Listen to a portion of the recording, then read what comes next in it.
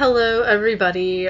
Welcome to Panda's Thoughts on Wrestling Current Events Edition. The Royal Rumble just ended, and I'm attempting to Periscope my thoughts on what just happened, but it is not working. So, because I don't want anyone to be spoiled or any of that, this video is going to contain my thoughts on what I just witnessed in the Royal Rumble 2016.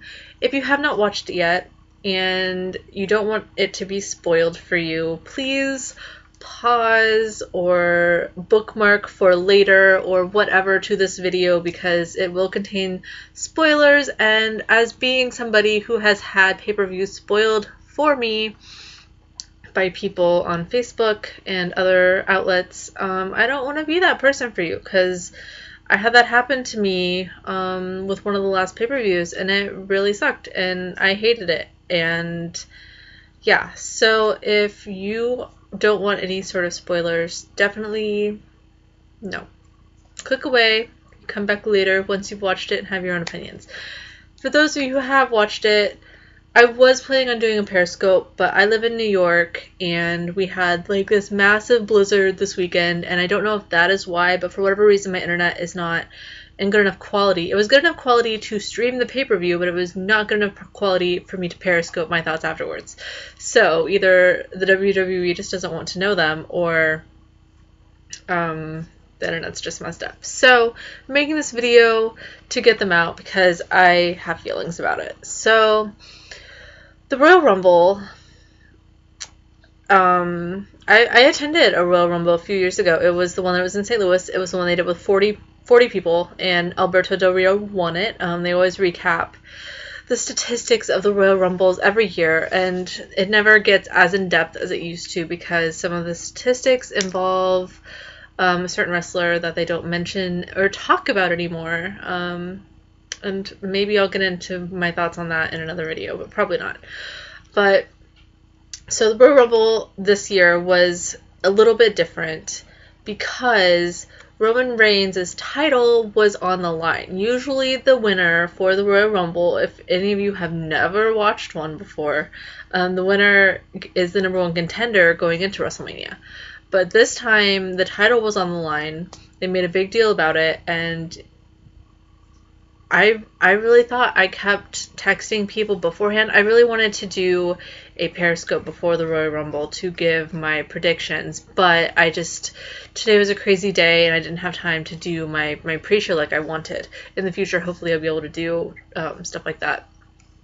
But my prediction was that, Roman Reigns was starting, and I thought that it was I really thought that it was going to come down to him and AJ Styles. I really did. I thought that AJ Styles was going to be like number 39 or 40 because, like, it wasn't even completely confirmed that he was signed.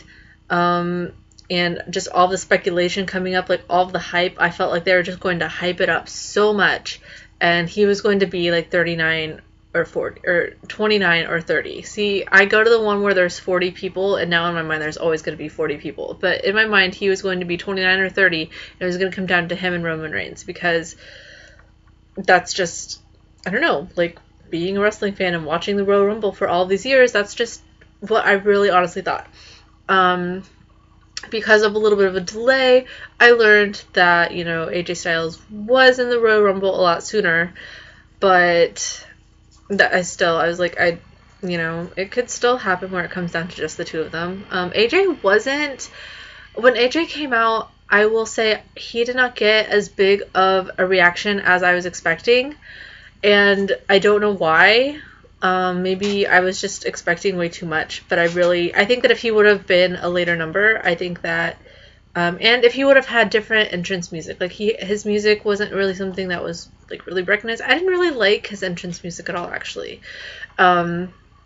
Personally, I was disappointed. Like, he came out, I could see, he had the classic AJ Styles ring attire, including the gloves, that say the phenomenal AJ Styles, and he didn't do like the hand, I don't even know if I can do it. Is it like this? He didn't do the hand thing that he always does that like shows his like gloves because he has like the parts of the symbols, and whenever he puts his gloves in a certain way, and that really bothered me. Like, there's just certain wrestlers that have specific entrances, and if they don't do them, it bothered me. So the whole time I'm just like, you have to do the thing, you have to do the thing, and he didn't do it.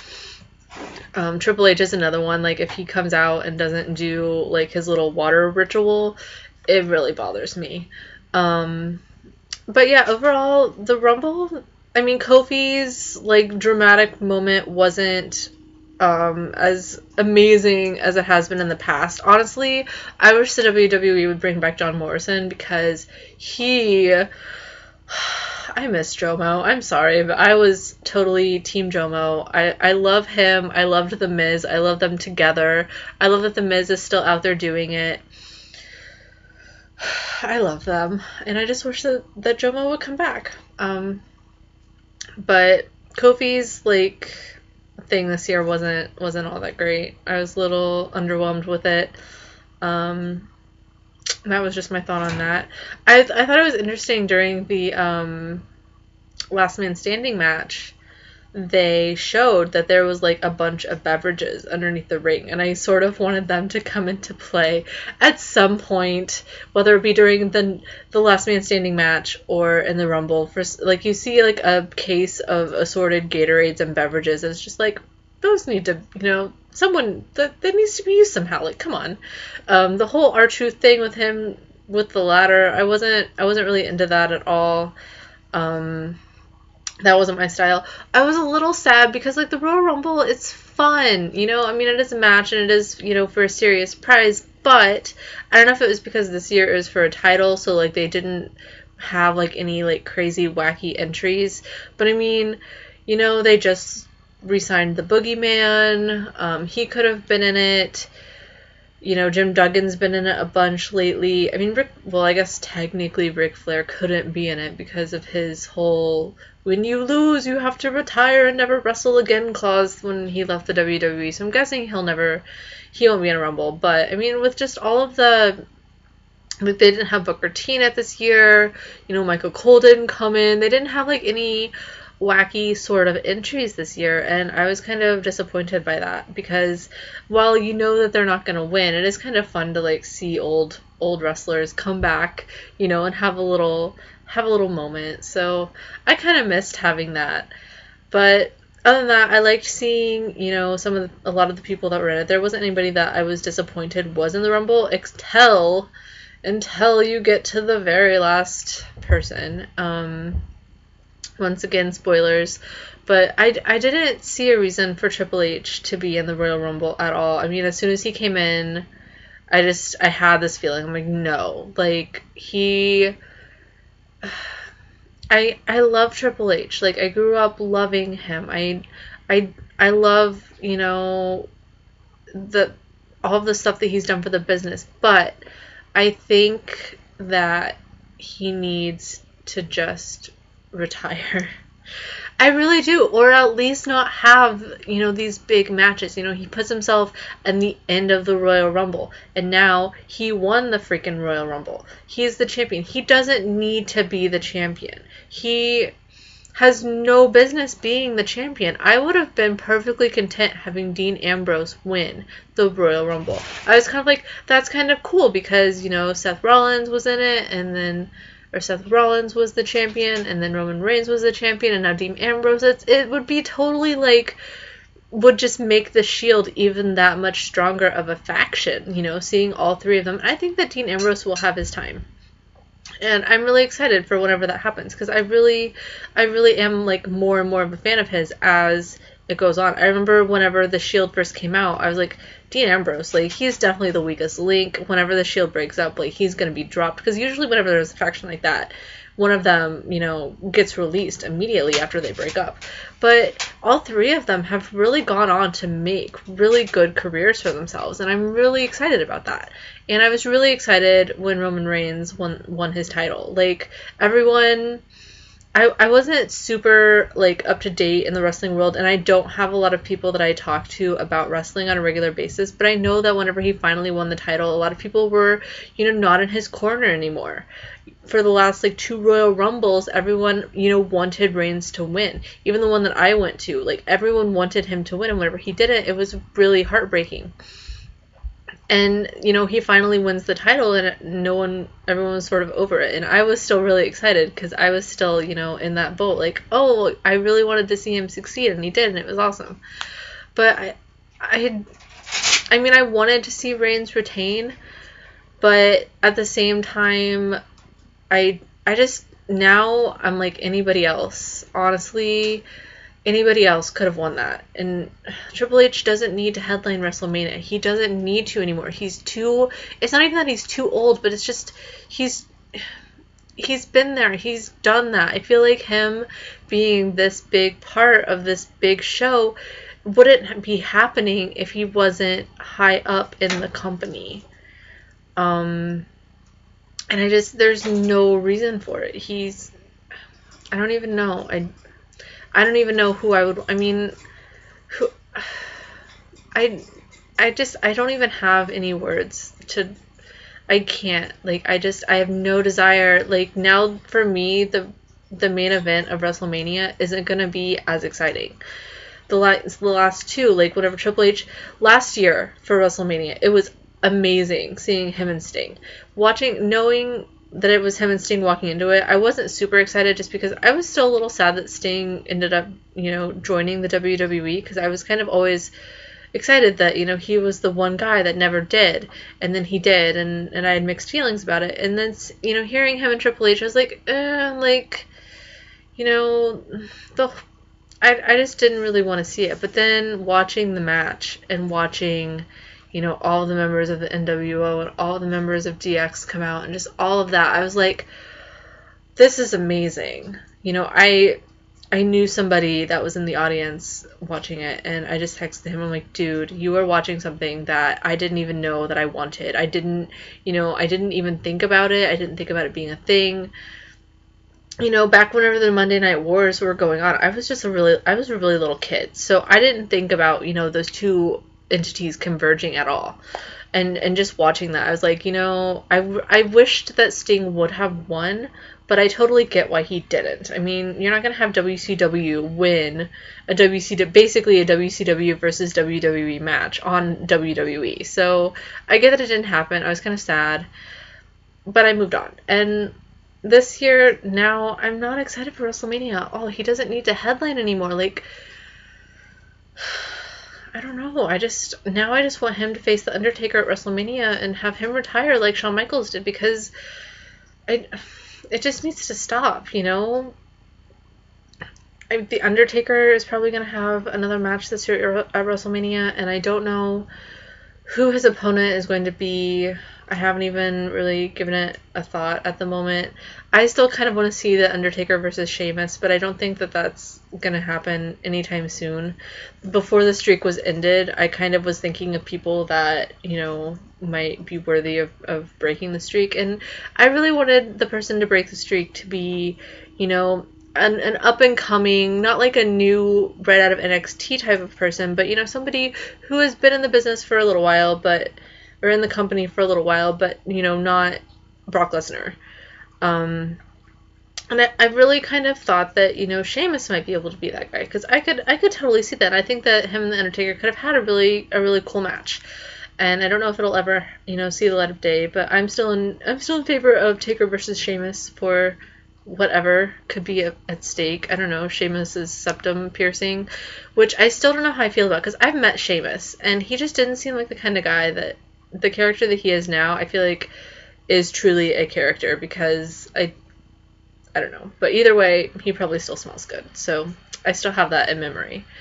But yeah, this Angry Kitty was not happy with the outcome of this Rumble. I was not happy with the outcome of this Rumble.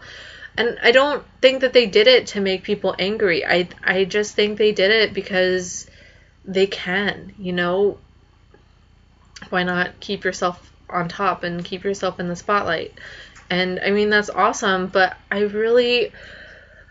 I really just want more of the newer wrestlers to have a chance. I want to see anybody else. I mean, I feel like even having Chris Jericho win the Rumble was going to be a little overdoing it for me because, yes, he's very talented and I still love Chris Jericho and I'm sure that he will have the title, one more time before he leaves the WWE again. But I just, for WrestleMania being such a big deal,